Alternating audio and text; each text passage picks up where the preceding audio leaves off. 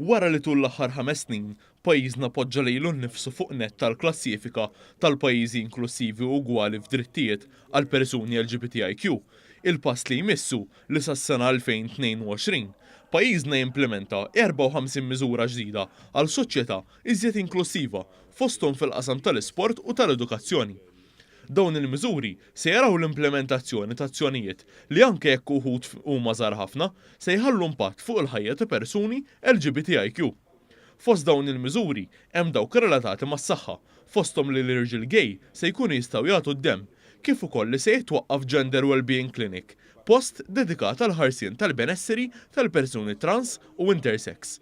Se jiġu implementati wkoll miżuri fil-qasam edukattiv li se jinfirxu wkoll f'sistemi edukattivi għall-uffiċjali tal-Korp tal-Pulizija biex ikunu jafu kif għandhom jirreaġixxu għar-rapporti ta' hate speech kontra l-persuni LGBTIQ.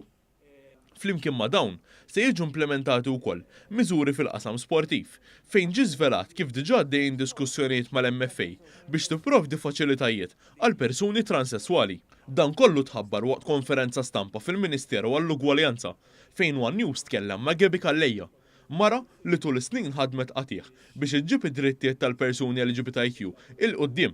Strateġija u l-action plan ħarsu lejn sferi differenti tal-ħajja, ġifieri hemm miżuri li jorqtu kull kategorija ta' persuni LGBTIQ, kemm dawk li qed jaħsbu biex ikollhom familja, kemm dawk li jista' jkun qed ibatu minn xi kondizzjoni fis-saħħa tagħhom, kemm jekk huma anzjani, kemm jekk huma studenti fl-iskola, jiġifieri għal provajna naħsbu kemm jista' jkun fil-firxa tad-diversità li teżisti fih dan il-komunità LGBTIQ. Il-Ministru għall-Ugwaljanza Helena Dalli stqarret li wara li pajjiżna ħadem bla qiegħda biex implementa leġiżlazzjoni li tħares id-drittijiet ta' persuni LGBTIQ.